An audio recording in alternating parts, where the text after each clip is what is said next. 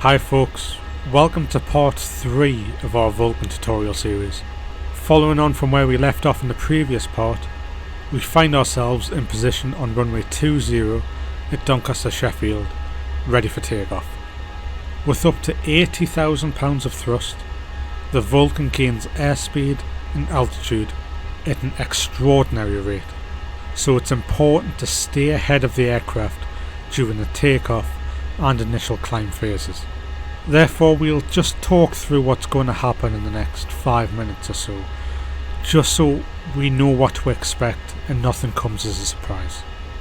So we'll start by holding the aircraft on the brakes. We'll smoothly increase power to 80% RPM. Once all the engines stabilise at 80% RPM, we'll release the brakes and advance the throttles to full power. As the aircraft starts to gather speed, we'll apply a small amount of nose down pressure on the control column to keep the nose wheel in contact with the ground and to keep the nose wheel steering effective, and use the rudder inputs to keep the aircraft on the centre line. As we pass 148 knots, pull the control column back to the neutral position, and a slight back pressure should start to raise the nose of the aircraft. As the aircraft climbs away from the runway, normal procedure is to apply the wheel brakes for 4 seconds before raising the undercarriage. During the climb, we'll make elevator inputs as required to maintain that initial climb speed of approximately 156 knots, and we'll continue to hold the runway heading. Once we're in a stable climb with the landing gear retracted, we can start to lower the nose and accelerate to our climb speed of 250 knots. As we start to gain airspeed, we can reduce the power to less than 90% RPM and then set the takeoff and cruise selector switch to cruise. This will reduce the RPM and JPT of the engines and will reduce the power output when the engines are advanced to high power settings. With the 200 series engines that we have fitted for this tutorial flight, with this switch set to takeoff, engine RPM will be limited to about 100% or 665 degrees Celsius on the JPT. When it's set to cruise, the RPM limit will drop to about 96 to 97% RPM with a JPT limit of about 605 degrees Celsius. So once we've reduced the throttles back to 90%, we can set that switch to cruise, and then once set we can increase power back up to 95% RPM, which is the maximum permitted RPM for day-to-day operations. The landing lamps will also automatically retract as soon as airspeed exceeds 180 knots. So once speed has exceeded 180 knots, we can set both landing lamp switches to retract. Okay, I think that covers the takeoff and climb. Shall we give it a go? So let's bring the throttles up.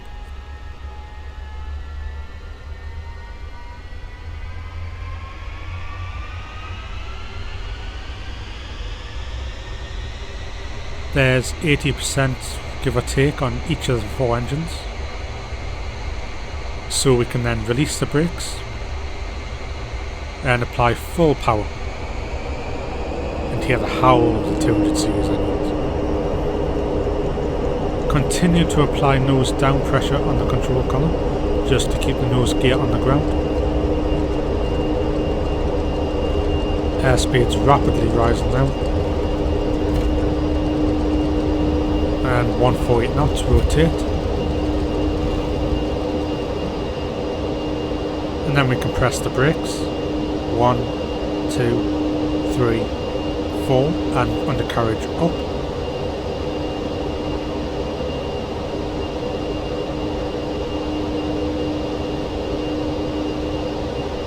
And then we'll go all lights out, so the undercarriage is up and locked.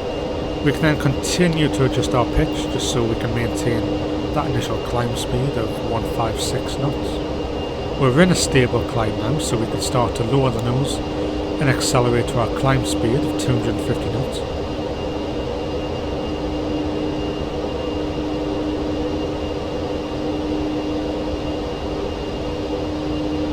Okay, so as speed is continuing to rise, we can then reduce power to 90% RPM, and then we can set the takeoff cruise selector to cruise.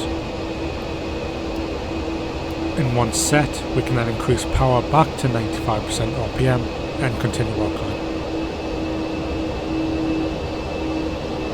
And as can be seen on the tack-on indicator, we are now within line of sight of the RAF Wittering tack-on. So the tack-on indicator is now showing the bearing and distance to the tack-on, so we can now start a left turn to approximately 160 degrees. As the aircraft continues to climb, we just need to be careful that we don't exceed our cruising altitude today of 5,000 feet. As we reach 5,000 feet, we can level off and throttle back to maintain an airspeed of 250 knots.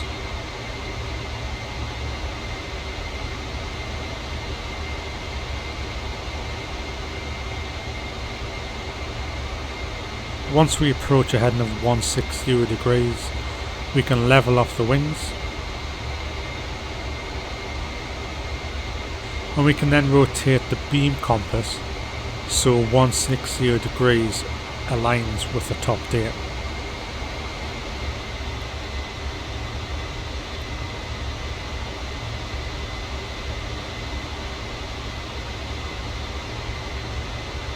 If we haven't already, we can pull the track knob on the autopilot panel, and that will mean the flight directors will start to provide guidance to track inbound to the Wittering tack-on on a course of 160 degrees.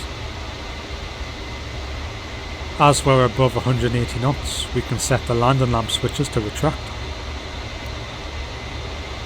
As we're now in the cruise, the aircraft flies like any other general aviation aircraft. We're following the flight directors and the beam compass to fly an inbound course to the RAF Wittering tack-on on a course of 160 degrees. We can then move to the AEO's position in the rear cockpit and set up the electrical panels for cruise. The cruising altitude of the flight will determine what alternator gets connected to the synchronizing bus bar. A general rule of thumb is any flight flying below 20,000 feet will be classed as low level, and therefore alternator 3 should be connected to the synchronizing bus bar. Any flights above 20,000 feet will be classed as high level, and therefore alternator 4 should be connected to the synchronizing bus bar. As we're flying at 5,000 feet today, we'll connect alternator 3 to the synchronizing bus bar. With the number 3 alternator now on the synchronizing bus bar, we can press the extra supplies trip to remove the AAPP from the synchronizing bus bar, and then set the AAPP master switch to off to shut down the AAPP.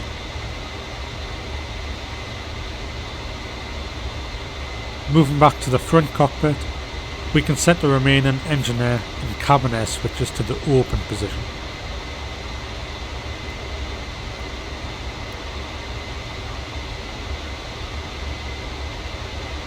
As we have a few minutes to fly before we reach the tack-on station, now is probably a good time to try out the autopilot.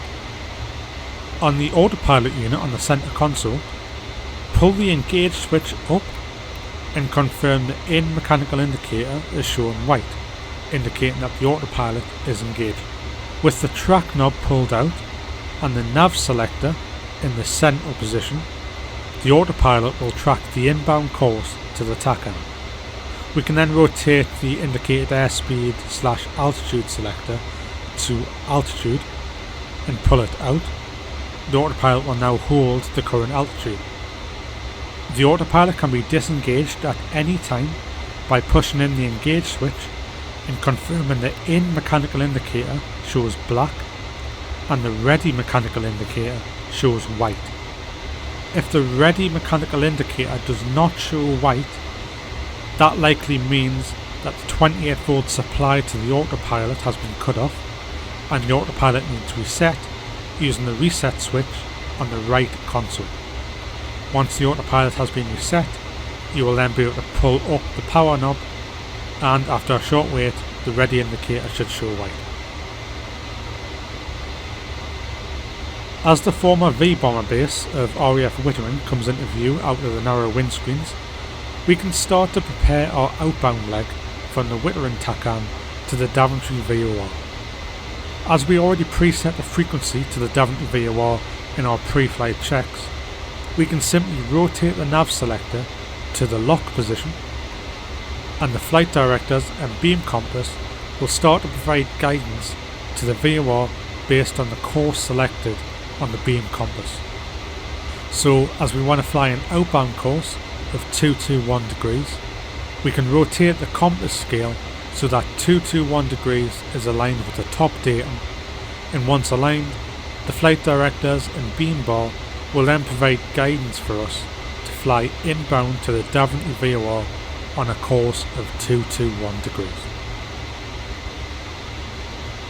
As we overfly RAF Wittering, as indicated by the TACAN indicator's needle swinging around the face aft, begin a right hand turn and follow the flight director's guidance to align the aircraft with the Daventry VOR.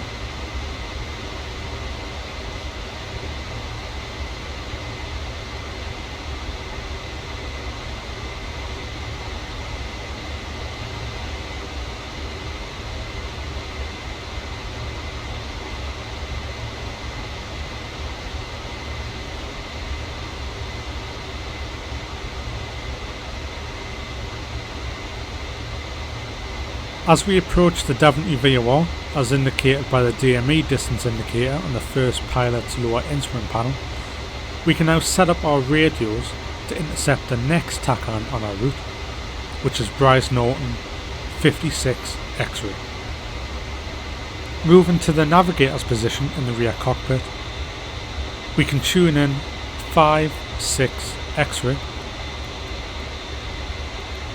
and then returning to the front cockpit, the TACAN indicator will now be providing bearing and distance information to the Bryce Norton TACAN station.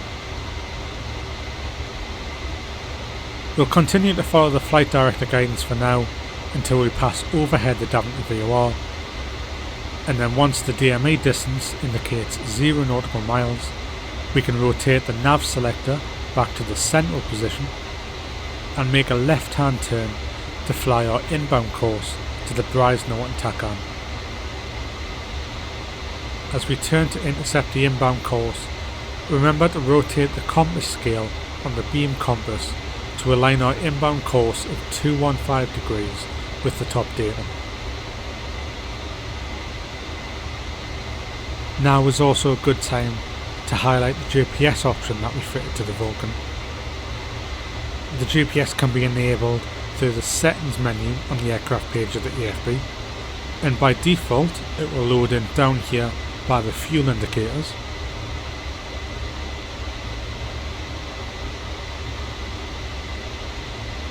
But if you want to move it up so it sits on top of the Crowman, you can click the top bezel of the GPS and that will move it so it's always in eye line. If you want to move it back down to the original position, you can click the bottom bezel and that will move it back down to the fuel indicators. This GPS does have Microsoft Flight Simulator main menu flight plan support, so if you create a flight in the main menu, it will automatically load into the GPS unit when you load into the aircraft, and the Autopilot will follow the GPS route. On the GPS itself, you can also perform basic operations such as direct twos. As we fly inbound to the Bryce Norton TACAN, this will probably be a good point to end this part of the tutorial series. If this part of the tutorial has been useful, why not give the video a like, subscribe to the channel, and share the video with others. In the fourth and final part of this tutorial series, we will cover the descent, landing and shutdown.